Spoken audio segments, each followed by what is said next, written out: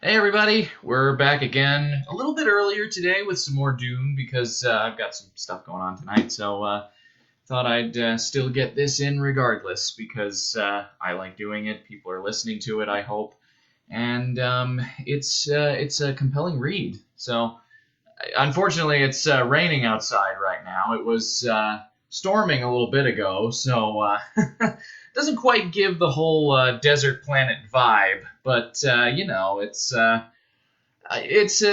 not the right atmosphere. But I'm hoping that the words in here will convey it a little better than the atmosphere out there will. So. All right. So when last we left off, they'd finally made it to Arrakis, and they were getting the whole residence and everything all ready for everything. Jessica had a very meaningful conversation with the new head of their household, the Shadout Mapes. Found out a few things about what the Bene Gesserit have been doing on this world and everything to prepare for their arrival. So that takes us straight back in. So, without further ado, let's hit it up. This is Chapter 7, and I'm going to hit up at least Chapter 8 as well, but it's entirely possible I might be reading more because I think Chapter 8 is kind of short. So, here we go. Yueh, Yueh, Yueh, goes the refrain. 1,000,000 deaths were not enough for Yueh. From A Child's History of Muad'Dib by the Princess Irulan.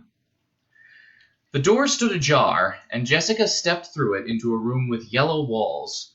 To her left stretched a low settee of black hide and 2 empty bookcases, a hanging water flask with dust on its bulging sides. To her right, bracketing another door, stood more empty bookcases, a desk from Caladan, and 3 chairs. At the windows directly ahead of her stood Dr. Yueh, his back to her, his attention focused upon the outside world. Jessica took another silent step into the room. She saw that Yueh's coat was wrinkled, a white smudge near the left elbow as though he had leaned against chalk. He looked from behind like a fleshless stick figure in overlarge black clothing, a caricature poised for stringy movement in the direction of a puppet master. Only the squarish block of head with long ebony hair caught in its silver sook school ring at the shoulder seemed alive, turning slightly to follow some movement outside. Again she glanced around the room, seeing no sign of her son, but the closed door on her right, she knew, led to a small bedroom for which Paul had expressed a liking. "Good afternoon, Dr. Yueh," she said. "Where's Paul?" He nodded as though to something out the window, spoke in an absent manner without turning. "Your son grew tired, Jessica. I sent him to the next room to rest."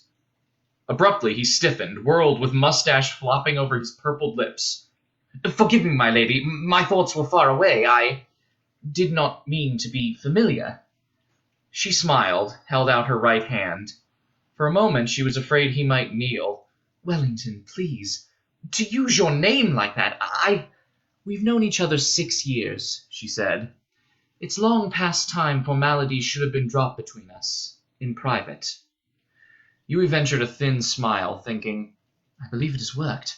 Now she'll think anything unusual in my manner is due to embarrassment. She'll not look for deeper reasons when she believes she already knows the answer." "I'm afraid I was wool-gathering," he said. "Whenever I feel especially sorry for you, I'm afraid I think of you as, well, Jessica."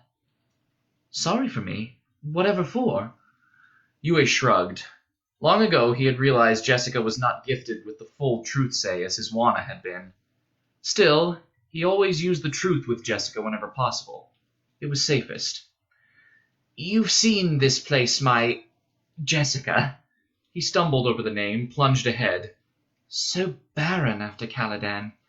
And the people, those townswomen we passed on the way here, wailing beneath their veils, the way they looked at us." She folded her arms across her breast, hugging herself, feeling the crysknife there, a blade ground from a sandworm's tooth, if the reports were right.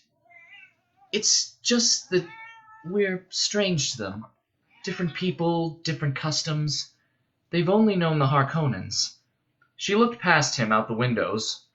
"What were you staring at out there?" He turned back to the window. "The people." Jessica crossed to his side, looked to the left toward the front of the house where Yueh's attention was focused.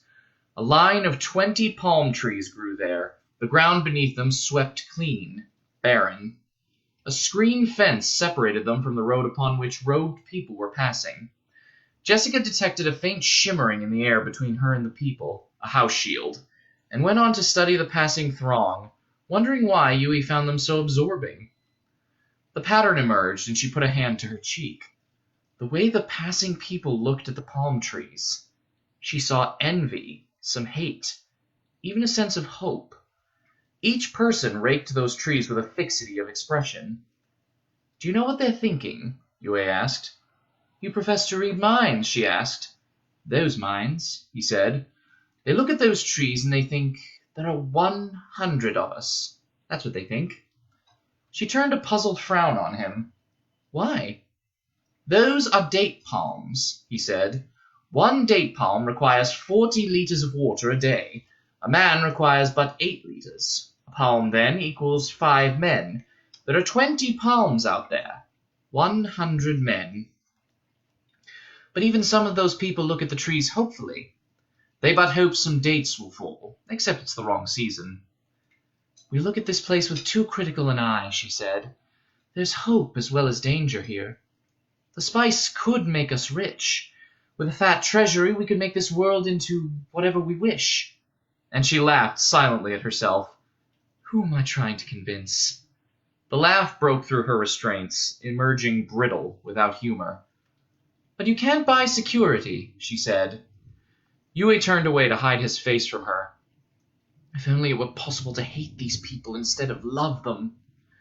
In her manner, in many ways, Jessica was like his Juana. Yet that thought carried its own rigors, hardening him to his purpose. The ways of the Harkonnen cruelty were devious. Juana might not be dead. He had to be certain. "Do not worry for us, Wellington," Jessica said. "The problem's ours, not yours." "She thinks I worry for her." He blinked back tears. "And I do, of course. But I must stand before that black baron with his deed accomplished and take my one chance to strike him where he is weakest, in his gloating moment." He sighed.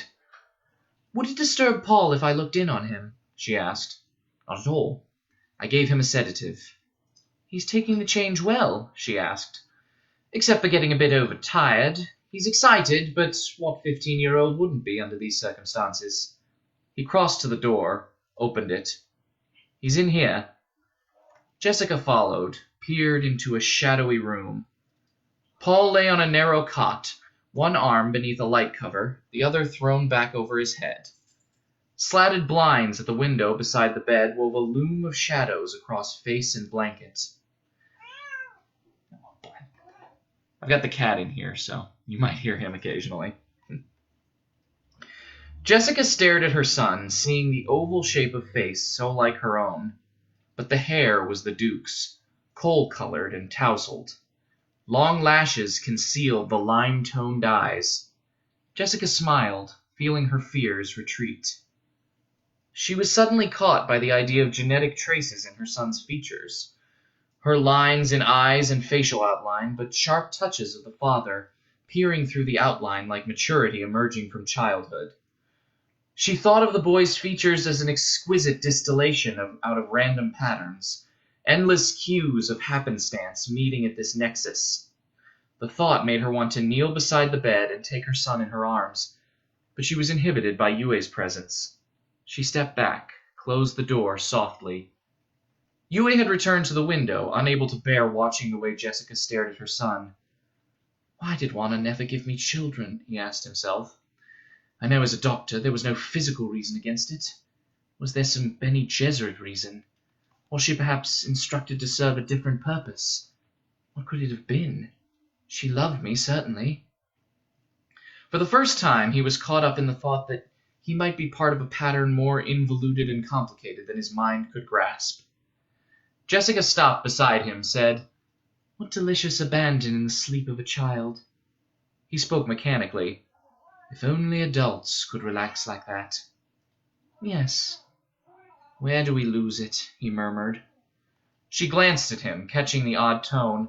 But her mind was still on Paul, thinking of the new rigors in his training here, thinking of the differences in his life now, so very different from the life they had once planned for him. "We do indeed lose something," she said. She glanced out to the right at a slope humped with a wind-troubled gray-green of bushes, dusty leaves, and dry claw branches. The too dark sky hung over the slope like a blot, and the milky light of the Arakeen sun gave the scene a silver cast, light like the crysknife concealed in her bodice. "The sky's so dark," she said. "That's partly the lack of moisture," he said. "Water!" she snapped. "Everywhere you turn here, you're involved with the lack of water." "It's the precious mystery of Arrakis," he said. "Why is there so little of it? There's volcanic rock here. There are a dozen power sources I could name. There's polar ice. They say you can't drill in the desert. Storms and sand tides destroy equipment faster than it can be installed if the worms don't get you first. They've never found water traces there anyway. But the mystery, Wellington, the real mystery, is the wells that have been drilled up here in the sinks and basins. Have you read about those?" "First a trickle, then nothing," he said. "But Wellington, that's the mystery. The water was there, it dries up, and never again is there water. Yet another hole nearby produces the same result, a trickle that stops. Has no one ever been curious about this?" "It is curious," he said. "You suspect some living agency. Wouldn't that have shown in core samples?" "What would have shown?"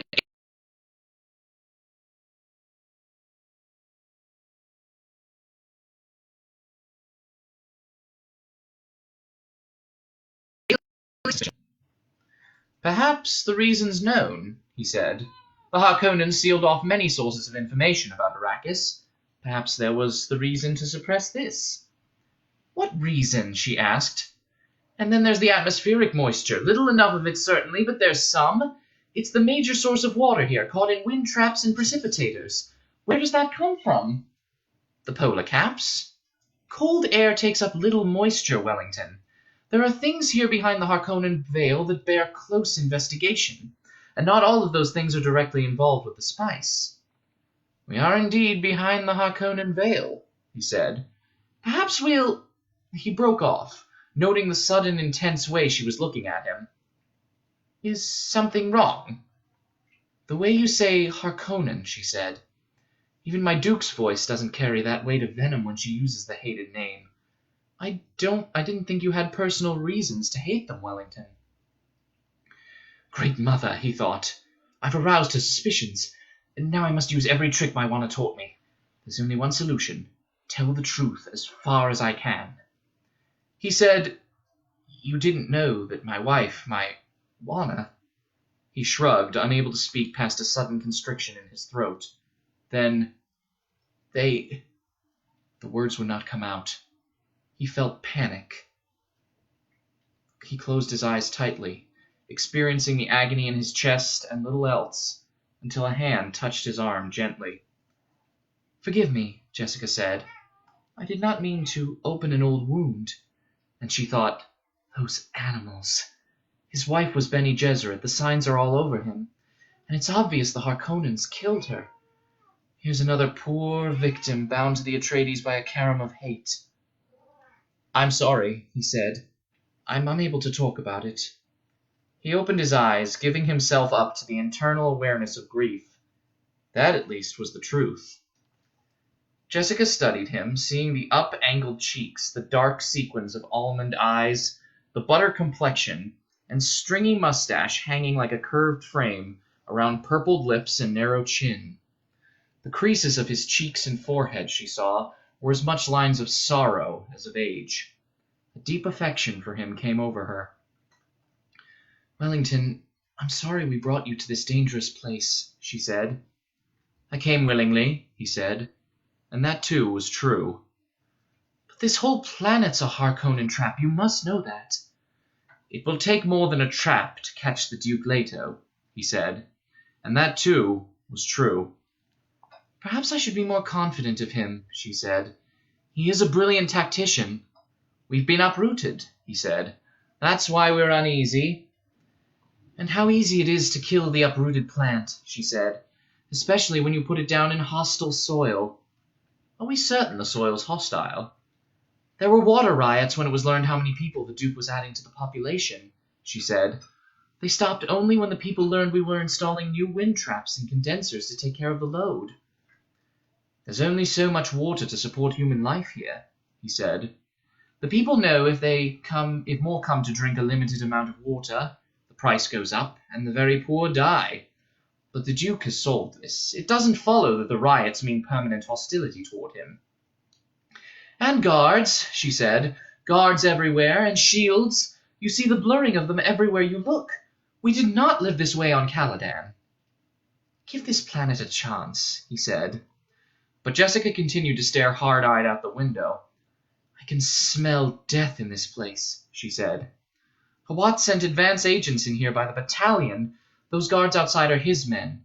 The cargo handlers are his men. There have been unexplained withdrawals of large sums from the treasury. The amounts mean only one thing. Bribes in high places. She shook her head. Where Thufir Hawat goes, death and deceit follow. You malign him. Malign? I praise him. Death and deceit are our only hopes now. I just do not fool myself about Thufir's methods. You should keep busy, he said. Give yourself no time for such morbid busy. What is it that takes most of my time, Wellington? I'm the Duke's secretary, so busy that each day I learn new things to fear. Things even he doesn't suspect I know. She compressed her lips, spoke thinly. Sometimes I wonder how much my Bene Gesserit business training figured into his choice of me. What do you mean? He found himself caught by the cynical tone, the bitterness that he had never seen her expose. Don't you think, Wellington, she asked, that a secretary bound to one by love is so much safer? That is not a worthy thought, Jessica. The rebuke came naturally to his lips. There was no doubt how the Duke felt about his concubine. One had only to watch him as he followed her with his eyes. She sighed. You're right, it's not worthy. Again she hugged herself, pressing the sheathed crysknife against her flesh and thinking of the unfinished business it represented. There'll be much bloodshed soon, she said. The Harkonnens won't rest until they're dead or my Duke destroyed. The Baron cannot forget that Leto is a cousin of the royal blood, no matter what the distance, while the Harkonnen titles came out of the Chome pocketbook. But the poison in him, deep in his mind, is the knowledge that Atreides had a Harkonnen banished for cowardice after the Battle of Corin. The old feud, Yueh muttered. And for a moment he felt an acid touch of hate. The old feud had trapped him in its web, killed his Wana, or, worse, left her for Harkonnen tortures until her husband did their bidding. The old feud had trapped him, and these people were part of that poisonous thing. The irony was that such deadliness should come to flower here on Arrakis, the one source in the universe of melange, the prolonger of life, the giver of health. What are you thinking? She asked. I am thinking that the spice brings 620,000 Solaris the decagram on the open market right now. That is wealth to buy many things. Does greed touch even you, Wellington? Not greed. What then? He shrugged. Futility. He glanced at her. Can you remember your first taste of spice? It tasted like cinnamon, but never the same twice, he said. It's like life. It presents a different face each time you take it. Some hold that the spice produces a learned flavor reaction. The body, learning a thing is good for it, interprets the flavor as pleasurable, slightly euphoric, and, like life, never to be truly synthesized. I think it would have been wiser for us to go renegade, to take ourselves beyond the Imperial reach, she said. He saw that she hadn't been listening to him, focused on her words, wondering, yes, why didn't she make him do this? She could make him do virtually anything. He spoke quickly, because here was truth in a change of subject. Would you think it bold of me, Jessica, if I asked a personal question? She pressed against the window ledge in an unexplainable pang of disquiet. Of course not. You're my friend. Why haven't you made the Duke marry you? She whirled, head up, glaring. Made him marry me, but I should not have asked, he said. No, she shrugged. There's good political reason. As long as my duke remains unmarried, some of the great houses can still hope for alliance. And, she sighed, motivating people, forcing them to your will, gives you a cynical attitude toward humanity. It degrades everything it touches. If I made him do this, then it would not be his doing. It's a thing my Wana might have said, he murmured. And this, too, was truth.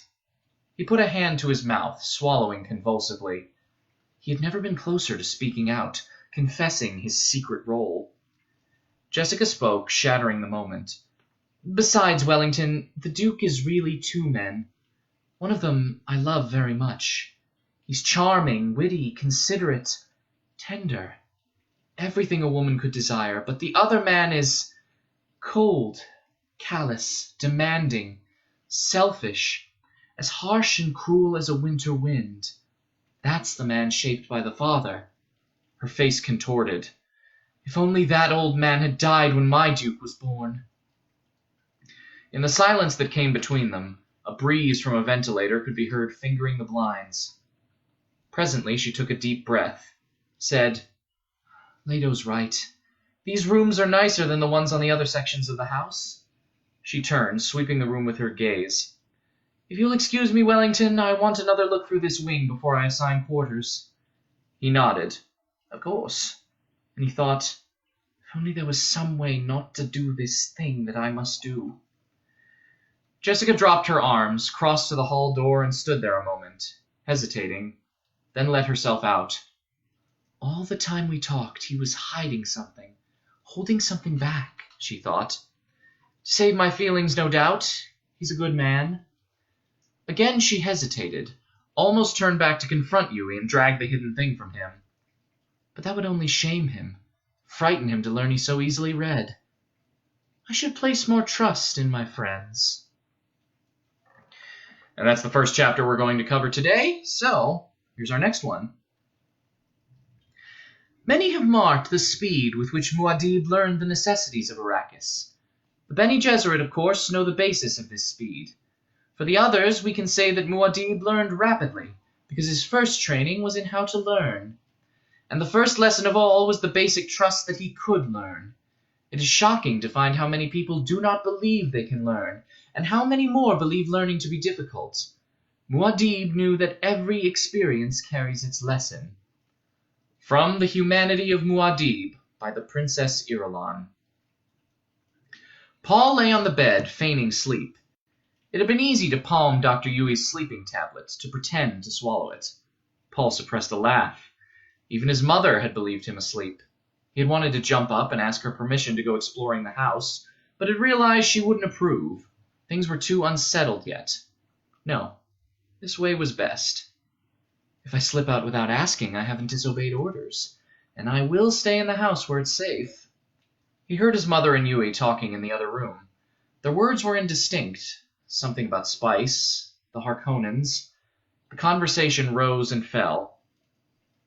Paul's attention went to the carved headboard of his bed, a false headboard attached to the wall and concealing the controls for this room's functions. A leaping fish had been shaped on the wood with thick brown waves beneath it. He knew if he pushed the fish's one visible eye, that would turn on the room's dispenser lamps. One of the waves, when twisted, controlled ventilation. Another changed the temperature. Quietly, Paul sat up in bed. A tall bookcase stood against the wall to his left. It could be swung aside to reveal a closet with drawers along one side. The handle on the door into the hall was patterned on an ornithopter thrust bar. It was as though the room had been designed to entice him. The room and this planet. He thought of the film book Yueh had shown him, Arrakis, His Imperial Majesty's Desert Botanical Testing Station. It was an old film book from before the discovery of the spice. Names flitted through Paul's mind, each with its picture imprinted by the book's mnemonic pulse. Saguaro, burrow bush, date palm, sand verbena, evening primrose, barrel cactus, incense bush, smoke tree, creosote bush, kit fox, desert hawk, kangaroo mouse. Names and pictures from man's tyrannic past. And many to be found now nowhere else in the universe except here on Arrakis. So many new things to learn about. The spice and the sandworms. A door closed in the other room. Paul heard his mother's footsteps retreating down the hall. Dr. Yueh, he knew, would find something to read and remain in the other room. Now was the time to go exploring. Paul slipped out of the bed, headed for the bookcase door that opened into the closet. He stopped at a sound behind him, turned. The carved headboard of the bed was folding down onto the spot where he had been sleeping. Paul froze, and immobility saved his life. From behind the headboard slipped a tiny hunter-seeker, no more than 5 centimeters long. Paul recognized it at once, a common assassination weapon that every child of royal blood learned about at an early age. It was a ravening sliver of metal guided by some nearby hand and eye. It could burrow into moving flesh and chew its way up nerve channels to the nearest vital organ. The seeker lifted, swung sideways across the room and back. Through Paul's mind flashed the related knowledge, the hunter-seeker limitations. Its compressed suspensor field distorted the room to reflect its target. The operator would be relying on motion. Anything that moved. A shield could slow a hunter, give time to destroy it, but Paul had put aside his shield on the bed. Laser guns would knock them down, but laser guns were expensive and notoriously cranky of maintenance. And there was always the peril of exploding pyrotechnics if the laser beam intersected a hot shield. The Atreides relied on their body shields and their wits. Now, Paul held himself in near catatonic immobility, knowing he had only his wits to meet this threat. The hunter-seeker lifted another half-meter. It rippled through the slatted light from the window blinds, back and forth, quartering the room. I must try to grab it, he thought. The suspensor field will make it slippery on the bottom. I must grip tightly. The thing dropped a half-meter, quartered to the left, circled back around the bed. A faint humming could be heard from it. Who is operating that thing? Paul wondered. It has to be someone near. I could shout for Yueh, but it would take him the instant the door opened. The hall door behind Paul creaked. A rap sounded there. The door opened. The hunter-seeker arrowed past his head toward the motion. Paul's right hand shot out and down, gripping the deadly thing. It hummed and twisted in his hand, but his muscles were locked on it in desperation. With a violent turn and thrust, he slammed the thing's nose against the metal door plate. He felt the crunch of it as the nose eye smashed and the seeker went dead in his hand. Still, he held it, to be certain. Paul's eyes came up, met the open stare of total blue from the shut-out Mapes. Your father has sent for you, she said. There are men in the hall to escort you. Paul nodded, his eyes and awareness focusing on this odd woman in a sack-like dress of bondsman brown. She was looking now at the thing clutched in his hand. I've heard of such like, she said. It would have killed me, not so? He had to swallow before he could speak. I was its target. But it was coming for me. Because you were moving. And he wondered, who is this creature? Then you saved my life, she said. I saved both our lives. Seems like you could have let it have me and made your own escape, she said. Who are you? He asked. The Shut-out Mapes, housekeeper. How did you know where to find me? Your mother told me. I met her at the stairs to the weirding room down the hall. She pointed to her right. Your father's men are still waiting. Those will be Hawat's men, he thought.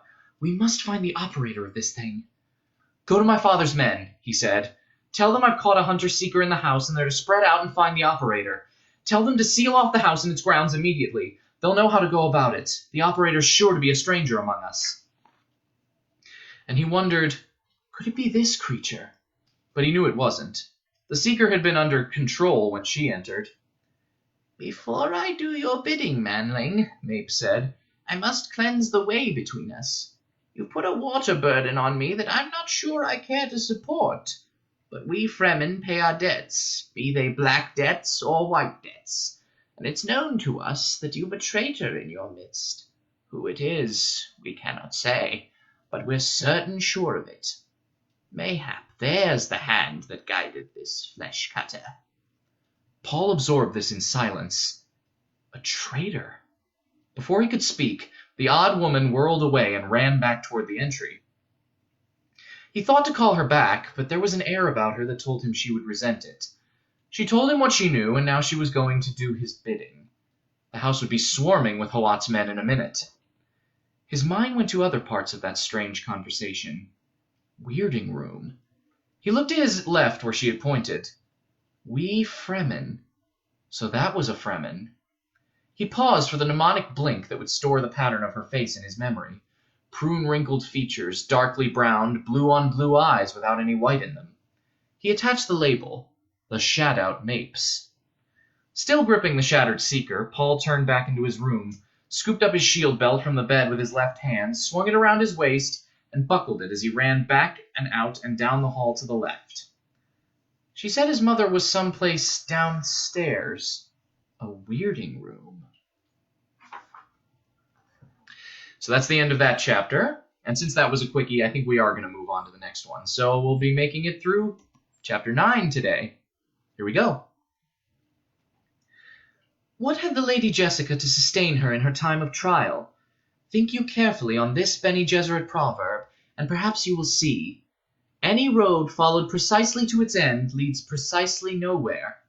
Climb the mountain just a little bit to test that it's a mountain. From the top of the mountain, you cannot see the mountain. From Muad'Dib, Family Commentaries, by the Princess Irulan. At the end of the south wing, Jessica found a metal stair spiraling up to an oval door. She glanced back down the hall, again up at the door. Oval, she wondered. What an odd shape for a door in a house. Through the windows beneath the spiral stair, she could see the great white sun of Arrakis moving on toward evening. Long shadows stabbed down the hall. She returned her attention to the stairs. Harsh side lighting picked out bits of dried earth on the open metalwork of the steps. Jessica put a hand on the rail, began to climb. The rail felt cold under her sliding palm. She stopped at the door, saw that it had no handle. But there was a faint depression on the surface of it where a handle should have been. Surely not a palm lock, she told herself. A palm lock must be keyed to one individual's hand shape and palm lines. But it looked like a palm lock, and there were ways to open any palm lock, as she had learned at school. Jessica glanced back to make certain she was unobserved, placed her palm against the depression of the door. The most gentle of pressures to distort the lines. A turn of the wrist, another turn, a sliding twist of the palm across the surface. She felt the click. But there were hurrying footsteps in the hall beneath her. Jessica lifted her hand from the door, turned, saw Mapes come to the foot of the stairs. There are men in the great hall say they've been sent by the Duke to get young Master Paul, Mapes said. They've the ducal signet, and the guard has identified them. She glanced at the door, back to Jessica. A cautious one, this Mapes, Jessica thought. That's a good sign. He's in the 5th room from the end of this hall, the small bedroom, Jessica said. If you have trouble waking him, call on Dr. Yueh in the next room. Paul may require a wake shot. Again, Mapes cast a piercing stare at the oval door, and Jessica thought she detected loathing in the expression. Before Jessica could ask about the door and what it concealed, Mapes had turned away, hurrying back down the hall. Hawat certified this place. There can't be anything too terrible in here. She pushed the door. It swung inward onto a small room with another oval door opposite. The other door had a wheel handle. An airlock, Jessica thought. She glanced down, saw a door prop fall into the floor of the little room. The prop carried Hawat's personal mark. The door was left propped open, she thought. Someone probably knocked the prop down accidentally, not realizing the outer door would close on a palm lock. She stepped over the lip into the little room. Why an airlock in a house? She asked herself. And she thought suddenly of exotic creatures sealed off in special climates. Special climate! That would make sense on Arrakis, where even the driest of off-planet growing things had to be irrigated. The door behind her began swinging closed. She caught it and propped it open securely with the stick Hawat had left. Again she faced the wheel-locked inner door, seeing now a faint inscription etched in the metal above the handle. She recognized Gallic words, read, O man, here is a lovely portion of God's creation. Then stand before it and learn to love the perfection of thy supreme friend. Jessica put her weight on the wheel. It turned left, and the inner door opened. A gentle draught feathered her cheek, stirred her hair. She felt change in the air, a richer taste. She swung the door wide, looked through into massed greenery with yellow sunlight pulled across it. A yellow sun? She asked herself. Filter glass. She stepped over the sill, and the door swung closed behind. A wet planet conservatory, she breathed. Potted plants and low prune trees stood all about. She recognized a mimosa, a flowering quince, a sundagi, green-blossomed plenicenta, green and white-striped acarso. Roses. Even roses! She bent to breathe the fragrance of a giant pink blossom, straightened to peer around the room. Rhythmic noise invaded her senses. She parted a jungle overlapping of leaves, looked through to the center of the room. A low fountain stood there, small with fluted lips. The rhythmic noise was a pealing, spooling arc of water, falling thud-a-gallop into the metal bowl. Jessica sent herself through the quick sense-clearing regimen, began a methodical inspection of the room's perimeter. It appeared to be about 10 square meters. From its placement above the end of the hall, and from subtle differences in construction, she guessed it had been added onto a roof of this wing long after the original building's completion. She stopped at the south limits of the room in front of the wide reach of filter glass, stared around. Every available space in the room was crowded with exotic, wet climate plants. Something rustled in the greenery. She tensed, then glimpsed a simple clock-set servok with pipe and hose arms. An arm lifted, sent out a fine spray of dampness that misted her cheeks. The arm retracted, and she looked at what it had watered. A fern tree. Water everywhere in this room, on a planet where water was the most precious juice of life. Water being wasted so conspicuously that it shocked her to inner stillness. She glanced out at the filter-yellowed sun. It hung low on a jagged horizon above cliffs that formed part of the immense rock uplifting known as the Shield Wall. Filter glass, she thought, to turn a white sun into something softer and more familiar. Who could have built such a place? Leto?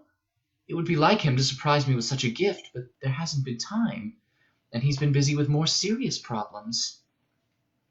She recalled the report that many Arakeen houses were sealed by airlock doors and windows to conserve and reclaim interior moisture. Leto had said it was a deliberate statement of power and wealth for this house to ignore such precautions, its doors and windows being sealed only against the omnipresent dust. But this room embodied a statement far more significant than the lack of water seals on outer doors. She estimated that this pleasure room used water enough to support 1,000 persons on Arrakis, maybe more. Jessica moved along the window, continued to stare into the room. The move brought into view a metallic surface at table height beside the fountain, and she glimpsed a white notepad and stylus there, partly concealed by an overhanging fan leaf. She crossed to the table, noted Hawat's day signs on it, studied a message written on the pad. To the Lady Jessica, may this place give you as much pleasure as it has given me. Please permit the room to convey a lesson we learned from the same teachers.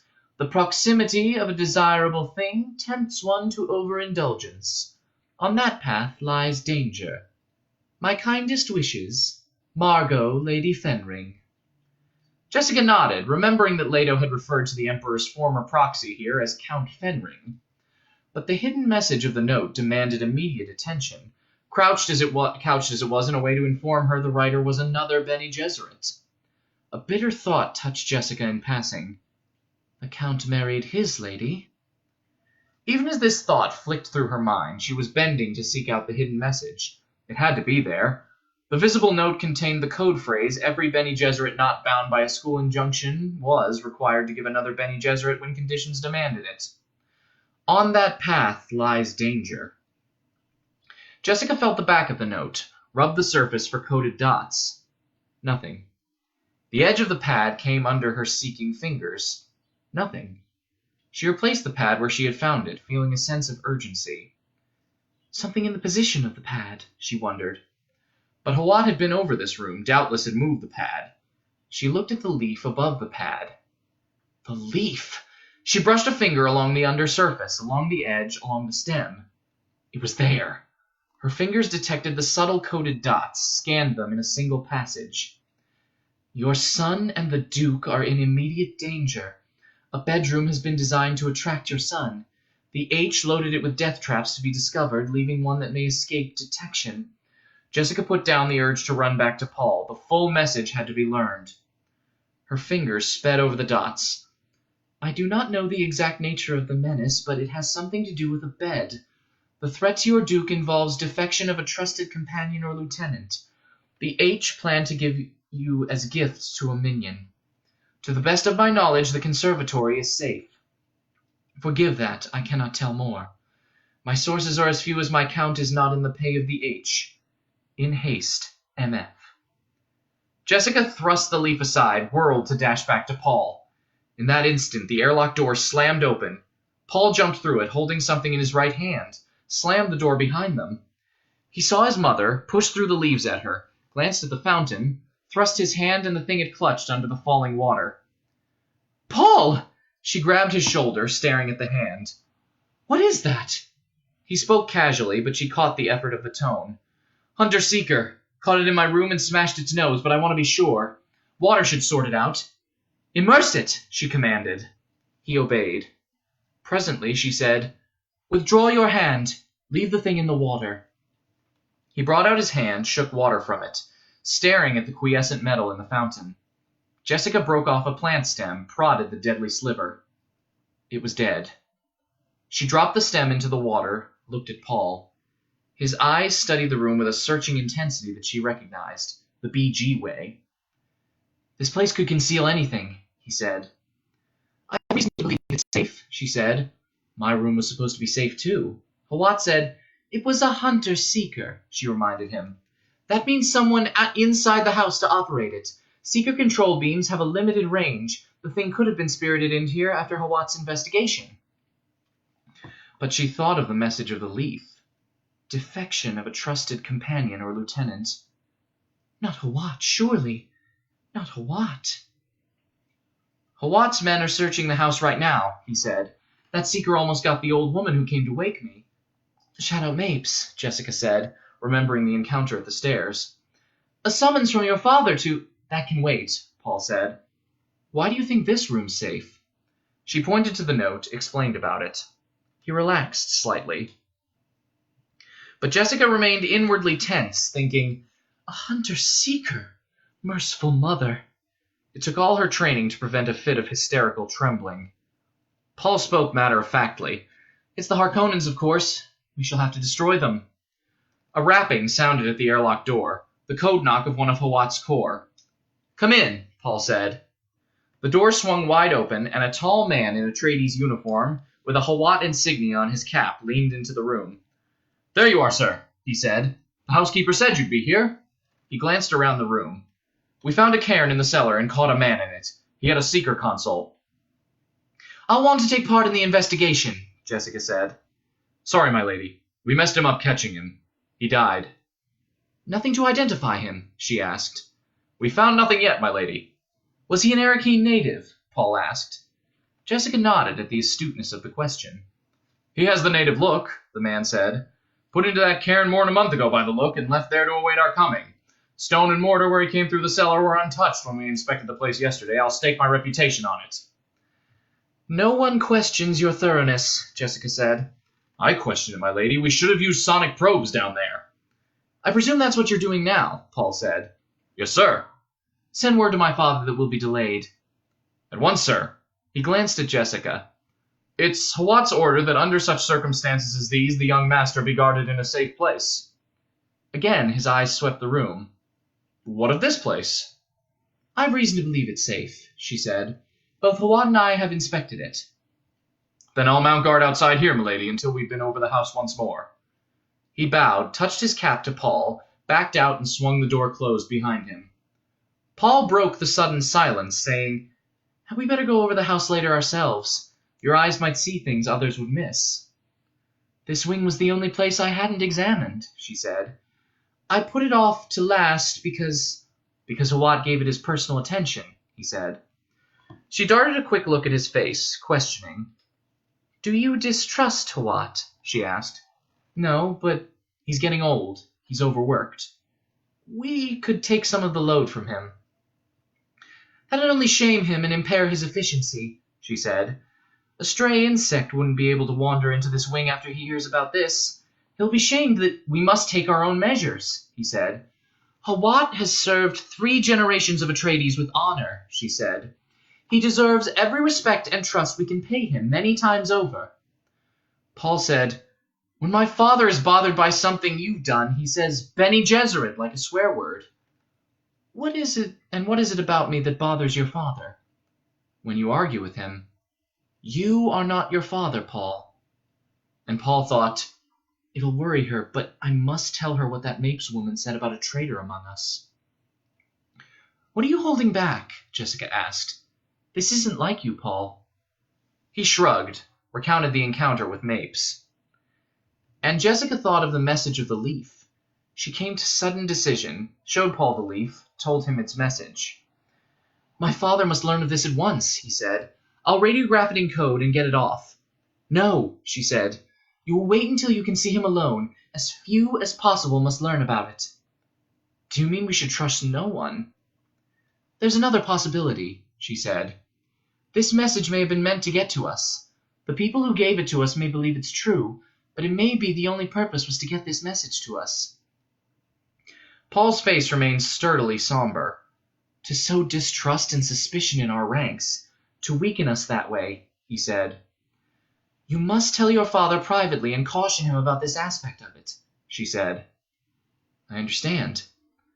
She turned to the tall reach of filter glass, stared out to the southwest where the sun of Arrakis was sinking, a yellowed ball above the cliffs. Paul turned with her, said, I don't think it's Hawat either. Is it possible it's Yueh? He's not a lieutenant or companion, she said, and I can assure you he hates the Harkonnens as bitterly as we do.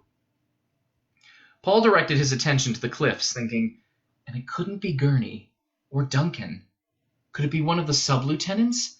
Impossible. They're all from families that have been loyal to us for generations. For good reason. Jessica rubbed her forehead, sensing her own fatigue. So much peril here. She looked out at the filter-yellowed landscape, studying it. Beyond the ducal grounds stretched a high-fenced storage yard. Lines of spice silos in it with stilt-legged watchtowers stood around it like so many startled spiders. She could see at least 20 storage yards of silos reaching out onto the cliffs of the shield wall. Silos repeated, stuttering across the basin. Slowly, the filtered sun buried itself beneath the horizon. Stars leaped out. She saw one bright star so low on the horizon that it twinkled with a clear, precise rhythm, a trembling of light. Blink, blink, blink, blink, blink, blink, blink. Paul stirred beside her in the dusky room. But Jessica concentrated on that single bright star, realizing that it was too low. It must come from the shield wall cliffs. Someone's signaling. She tried to read the message, but it was in no code she had ever learned. Other lights had come down on the plain beneath the cliffs, little yellows spaced out against blue darkness. And one light off to their left grew brighter, began to wink back at the cliff. Very fast. Blink, squirt, glimmer, blink! And it was gone. The false star in the cliff winked out immediately. Signals. And they filled her with premonition. Why were lights used to signal across the basin? She asked herself. Why couldn't they use the communications network? The answer was obvious. The Communinet was certain to be tapped now by agents of the Duke Leto. Light signals could only mean that messages were being sent between his enemies, between Harkonnen agents. There came a tapping at the door behind them, and the voice of Hawat's man. All clear, sir, milady. Time to be getting the young master back to his father. And there we go. As you can see, the plot thickens. And nobody suspects Yueh because it's just not likely. I love it. I love how the suspicion just ramps up in this particular section of the book. It's so great. And I hope you've been enjoying it. I really do. So I hope you come back for more. We'll see how everything goes. So I hope everybody's staying inside, everybody's staying safe, everybody's healthy. So that's part of why I'm doing this, to get people to stay inside for a while and just get their mind off of it.